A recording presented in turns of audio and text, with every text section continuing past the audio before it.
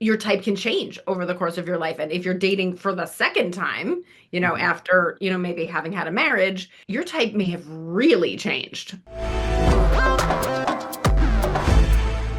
Thank you so much for joining us today on Second Act TV. Today, I'm so happy to welcome a new content expert to Second Act, dating coach and relationships expert, Laurie Gerber, who also happens to be a resident love expert at some of the biggest sites, dating sites that we often talk about. So, Laurie, thank you so much for being here today. Great to be here. Thanks for having me. Well, and Lori also specializes, really in our age group and the 50 Yeah. plus women and men. So you help both of us find love after 50 and navigating this world that's getting more and more complicated. Yeah. Yeah. So for the sake of today's conversation, let's get down to what we really have to determine first before we even get out there. Right. I call it determining your type because I Mhm. think some people, when they hear what's your type, they immediately think tall, short, blonde, brown Yes. hair. They think of just what someone looks like, and that is not your type. And your type can change over the course of your life. And if you're dating for the second time, Mhm. after, maybe having had a marriage, your type may have really changed since Mhm. you were dating the first time. So that's something you have to completely rethink and bring up for grabs again. That really is one of the most difficult ones, especially if you're online dating. You immediately, as you say, jump to those outward things, what somebody looks like, which really has nothing to do with the ultimate success of a relationship or happiness. Yeah, how do we determine our typing? You have actually a very structured approach to Yes, doing very so. structured. Tell us Yeah. about that. Yes, I learned this from the Handel method, which is a much more comprehensive life coaching sort of methodology. This is just one aspect of it, which is called the three H's method. And the three H's refers to the head, the heart, and the hoo-ha. When I worked at Match, they called it the heat. They didn't like hoo-ha. Everyone thinks hoo-ha is a very silly word, but you get the point. The head is what's practical. The Mhm. heart is how you feel and what you care about. And the hoo-ha is what most people interpret type to be about, which is what you're attracted to. But to your point, what you're attracted to, we normally think of as just certain descriptors of a person isn't actually what it turns out people are attracted to, which is very helpful to know if you're back out on the dating scene after a long hiatus, or if you've never been on the dating scene, or you haven't been successful on the dating scene. Good news, what you think you want is usually not what you actually want. It's not your true type. We all should know this, especially at our age, but we don't. We don't. Have we Every learned?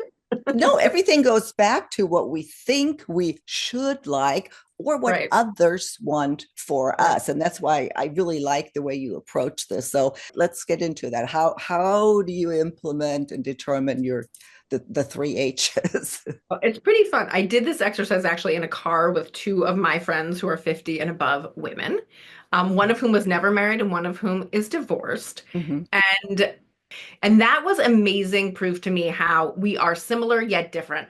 We can really learn from each other and get ideas from each other, but there are some ways in which what you want and what your friend wants are really different. And that's really good news because it means you can go out looking together, right? And Yeah. not actually be in competition with one another. So I took them through the exercise of head, heart, and hoo-ha, and I gave them a list. And this is all laid out in my free webinar. I just want to say I Mhm. don't we don't have time to go through every single thing here, but you can get it. There are 10 to 15 potential criteria I'll give you. You can guess what head would be. It's like location, possibly age, how they are about their finances, whether Mhm. they have kids around or not, Mhm. whether they want to travel or not is a really big one for people over 50 Mhm. in the category Mhm. of head. Can they keep up with me intellectually? Are Mhm. are my friends and family gonna like them? These are the kinds Mhm. of things the head is angling for. Are they STD free, for example? A lot of people care about health concerns. Do they have any of those health concerns that really scare me, for example? The heart wants to know, how's the dynamic going to be? Is Mhm. it going to feel like a power struggle or is it going to feel equal? Am I going to be listened to? Am I going to feel seen? Am I going to feel heard? Are they going to want to talk about my day at the end of the day? Are they going to have the right amount of time for me or the right kind of attention for me? Mhm. So That's what the heart asks. And then the hoo-ha, I really try to get people to, as much as possible, not answer by physical attributes, though if you have one that's a must, I'll listen. Hmm. Because ultimately it's how you want to feel. Hmm. How do you want to feel with that person Right. in terms of attraction and chemistry? I want to kiss them, right? Is one I would recommend everybody have. Otherwise, you're looking for a friend, right? I want to kiss them. We like each other's physical touch. I enjoy kissing them. We like the same things in bed. They'll do that kink I have, for example, right? Or the smile makes me giddy. Yeah. So I give a bunch of choices, and then you pick your top 5 to 7. And when you pick it, I'm going to interview you. Why do you care about that? Why do you care Hmm. about that? What's so important about that? What does that do for you? Hmm. And by golly, everybody has a different answer. I saw your chart, and I'll put up a graphic of it so people, maybe can visually see what we're talking about here. But it's literally, yeah, it's a very systematic It's for approach that, nerds. I'm sorry. no, I mean, we analyze everything else in spreadsheets. Why not this? Put some logical thought behind it without overthinking. Without overthinking, because it really isn't. These are things you need to ask yourself and understand about yourself if you're ever going to find what you really want. The reason people don't put it in the chart is because they Mm-hmm. don't want to admit it. And they don't want to Mm-hmm. admit what they've been selling out on and for. And Mm-hmm. so when you say, why don't we put it on the chart? I think it's subconscious, but I think it's very purposeful that we don't, because once you see it in black and white, you can't lie, right? You Yeah. can't go, oh, it's an exception because of this, or, oh, I'm sure it'll get Mm-hmm. better with that. It's right there in black and white. And then I have my dater's color code, red, Mm-hmm. green, and yellow. Mm-hmm. And with each video chat or phone date or physical date they have, they're trying to turn the whole chart red or green. Red is a no, green is a yes, yellow is an I don't know or so. Mm-hmm. And I give you a limited time to get that chart all color coded, which means you're using your dates to learn what you need to learn and to ask the questions you need to ask to determine, does this person meet my 3H criteria? And also, Mm-hmm. do I meet theirs? Even though Mm-hmm. they may not have theirs in a chart, they still have a list too. Well, we're talking here, some of our viewers, and please leave, your questions and comments. We always get a ton of those. It almost sounds like we are promoting like being too picky, but we really are not, if you think about it. Because here's what I like Right. about your approach is when you do see that and you see the color codes, it makes you think about one versus another and what really matters. Would you agree with that? Right. Yeah. And you're right, by the way, that you don't have to overthink it. Once you've made your list and you've answered the question, why do I care about that? And you have a good answer, not a shallow answer, you Mm-hmm. then cannot think about it until you're on your dates, and you can change. I've had a lot of clients go out and date and collect the data and come back and go, you know what? I forgot to put he makes me feel adored. Or I Mm-hmm. forgot to put she trusts me, right? Like I Mm-hmm. forgot to put that on the list. And I go, great. You learned that from actually practicing in real life, being true to yourself. So perfect. In fact, what I find when I interview people to fill out this chart is that they're being way too picky when they Mm-hmm. first write it down. But when they ask themselves what they really care about, it actually widens the pool, right? Because if what you're saying is, I want to feel attracted, that is a way wider pool than tall, dark, and handsome with X inches and 20, whatever size wallet, right? Like Mm-hmm. that is not how you should size up a man any more than how you should size up a woman by her breast Mm-hmm. size, right? And so it makes you think more lovingly about humans. Since you just said that, you've done this for a long time. What are some of the common, let's call it a mistake, or in these lists, has anything surprised you? What both men and women have done? It doesn't surprise me, but it surprises me how prevalent it is that people focus on the wrong thing when Mm-hmm. they think about their criteria.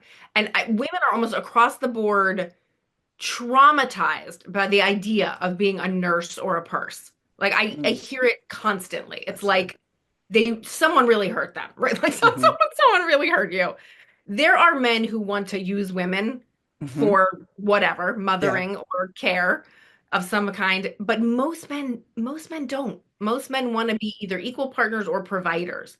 So that it really is like blondes have more fun. Like, do they? I mean, Yeah. maybe some, but like It's about as Yeah. likely as, a rich man's going to make you happy versus a person who can just take care of themselves, right?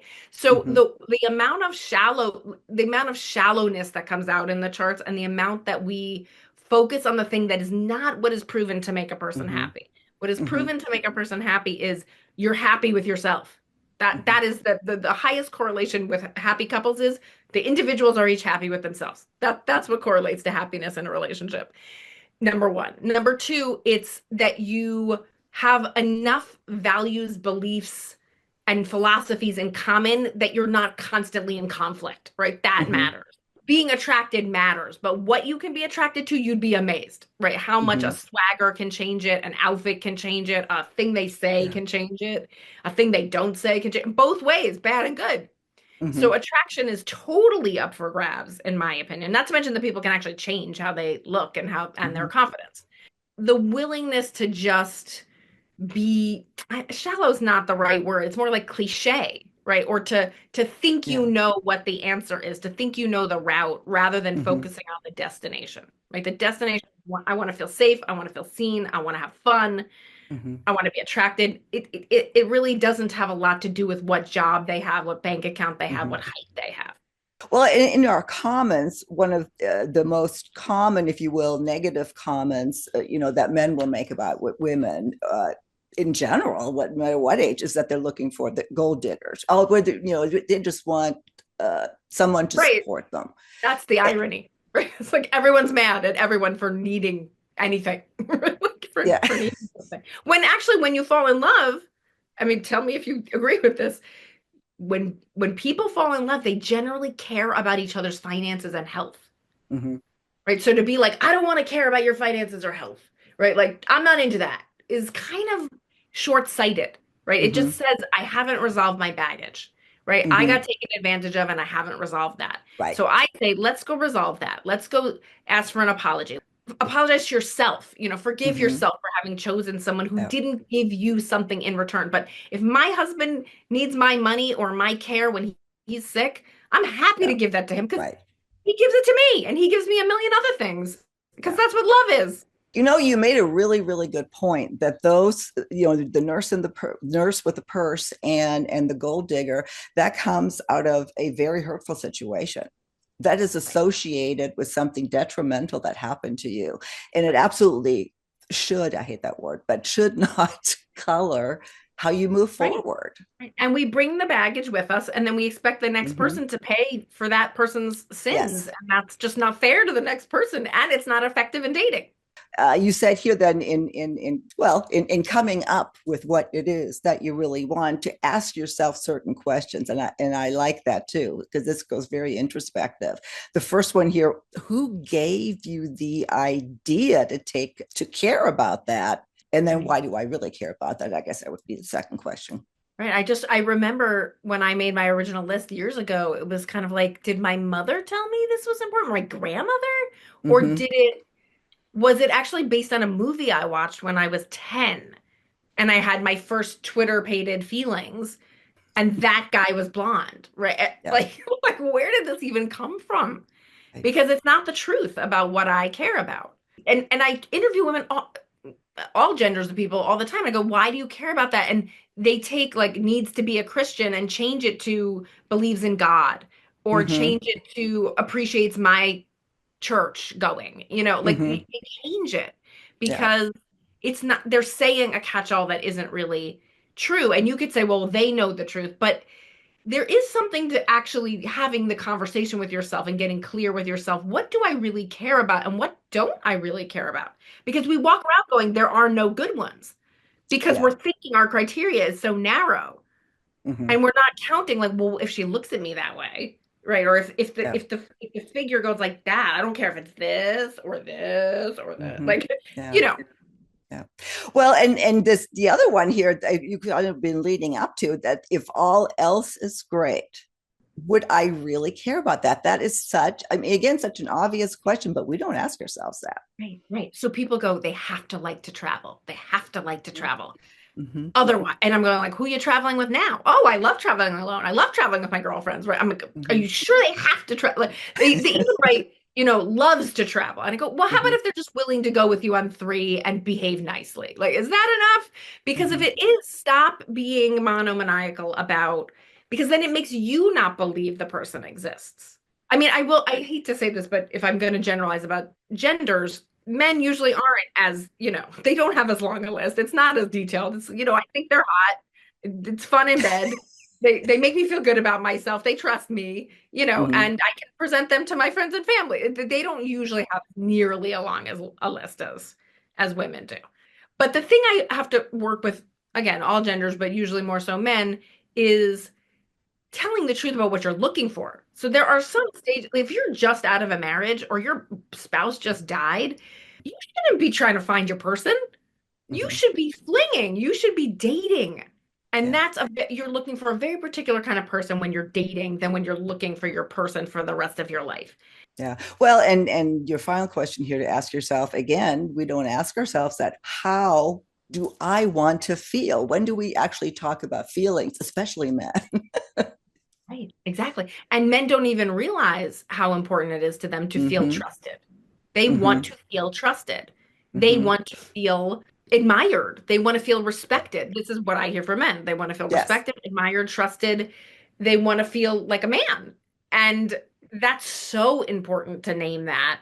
So you're not confused about what might be working or not working when you're then in that relationship. No, this is it's a great approach. It's a great approach to, getting back out there and really as part of doing the work or point you in the right direction is what I'm trying to say of what you need to work on. Because if you don't know what you want, if you're not honest about it, you're not going to find it. This went by fast. Is there anything that I didn't ask or that you'd like to add on this topic? Well, I'll tell you one more just very helpful hint, a game changer for people. And that is I really, really encourage slash pressure slash require my clients to cut it off after the third date if they cannot get those ratings up to an 8 or above in all three Mm-hmm. H's. And that Mm-hmm. is because the number one time waster, disappointment, enabler phenomena is we stay too long with the wrong person. So, and then we feel we've wasted time. We feel more fatigued. We feel more hopeless. We don't trust ourselves because we are not willing to say, no, this Mm-hmm. doesn't meet the criteria. We just want to keep working on it, hoping for it, have something rather than nothing. Well, that gives me the perfect segue to our next segment, where we're going to talk about exactly that: the first three dates, the mistakes to avoid, what to do, what not to do. Laurie, thank you so much. If you want to work with Laurie directly, as we said at the beginning of the show, she's a dating coach, a relationship expert. I will have all of your information in the show notes, your website, where people can get a hold of you directly if they'd like to, contact you, ask some questions, coach with you. You seem like you'd be really fun to work with. And Laurie, I look forward to our next conversation on Second Act TV.